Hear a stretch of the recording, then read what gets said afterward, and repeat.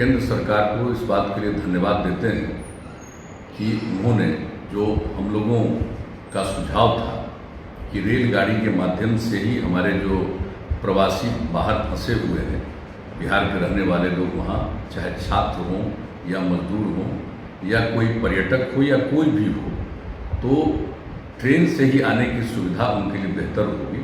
ये व्यवस्था कर दी गई और पिछले 2 दिनों से ये सिलसिला प्रारंभ भी हो गया। और एक बात और भी हम बता देना चाहते हैं कि इसके बारे में हम लोगों ने जानबूझ करके कोई पहले से घोषणा नहीं की, क्योंकि हम लोगों का विश्वास, हमारी सरकार का विश्वास काम करने में। अब जो कोटा से ट्रेन आना शुरू हुआ, तो एक बात की जानकारी दे दें कि उसके लिए जो भी स्टूडेंट आ रहे हैं उनको कोई रेल का भाड़ा नहीं देना है। राज्य सरकार रेलवे को पैसा दे रही है और वो यहाँ पर आ रहे हैं।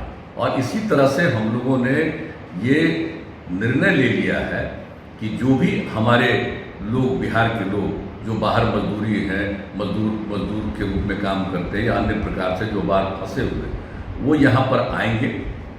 और उनके आने के बाद और किस तरह से आएंगे और कौन लोग आएंगे, इसके बारे में केंद्र सरकार ने जो डिजास्टर मैनेजमेंट एक्ट 2005 के अंतर्गत उनका जो गाइडलाइन जारी होता है, उस गाइडलाइन में उन्होंने स्पष्ट तौर पर कह दिया और इसके बारे में विस्तृत जानकारी हमारे अधिकारियों ने दे दी। किसी प्रकार का कंफ्यूजन नहीं रहना चाहिए। तो जो लोग भी आएंगे यहाँ, उनके लिए जिस स्टेशन पर रेलगाड़ी आएगी, वहाँ से जो जहाँ के निवासी हैं उनके प्रखंड मुख्यालय में ले जाया जाएगा, यहाँ थोड़ी जांच करके, और उस प्रखंड मुख्यालय में उनके लिए पूरा का पूरा क्वारंटाइन सेंटर बनाया गया है और इंतजाम किया गया। वहाँ उनको 21 दिन तक रहना है और 21 दिन तक रहने के बाद जब वो निकलेंगे तो उस समय उनको जहाँ फंसे हुए थे जिस राज्य में, वहाँ से यहाँ आने में जितना भी पैसा लगा, रेल का भाड़ा या अन्य प्रकार से उनको पैसा लगा, वो, और हम लोग जो क्वारंटाइन सेंटर पे सब तरह का इंतजाम किए, उनके रहने का, उनके भोजन का, आवासन का, उनके चिकित्सा का, सब कुछ देखने का। और जहाँ जहाँ भी क्वारंटाइन सेंटर बनाया गया है, हम लोगों ने इंतजाम किया है, हमने निर्देश दिया है और इंतजाम किया। उसी हिसाब से वहाँ पर लोगों के स्नान के लिए, शौचालय के लिए सबका प्रबंध किया गया।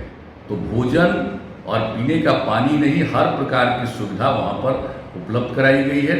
वहाँ रहेंगे और जब वो निकलेंगे 21 दिन के बाद, तो आने में उनको जितना भी खर्च हुआ बाहर से, और उसके अलावे 500 रुपया और राज्य सरकार उनको देगी और मिनिमम 1000 रुपया हर व्यक्ति को जो बाहर से आएंगे उनको दिया जाएगा। और आप जानते हैं जो हमारे बिहार के लोग बिहार के बाहर थे, उनको हम लोगों ने 1000 रुपया देने का निर्णय किया और जो भी उनका एप्लीकेशन आया उस पर विचार करते हुए लगभग 19 लाख लोगों को दिया जा चुका है।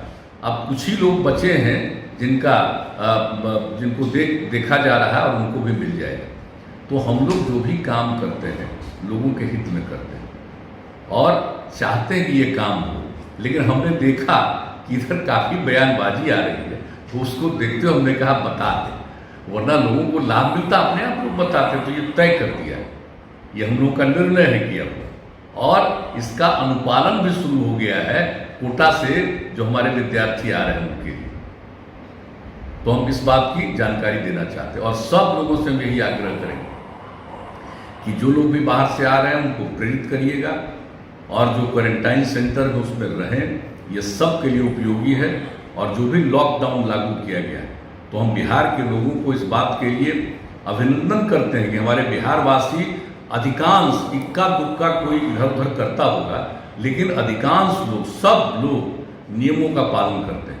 और वही कारण है कि बिहार को उस तरह से परेशानी नहीं, जो बाहर से आने वाले किसी व्यक्ति के चलते कुछ लोगों को हो गया, जो कि धीरे धीरे बढ़ा है, लेकिन कुल मिलाकर के यहाँ के लोगों में जो जागृति है, उसके कारण कम से कम लोगों पर असर पड़ा है।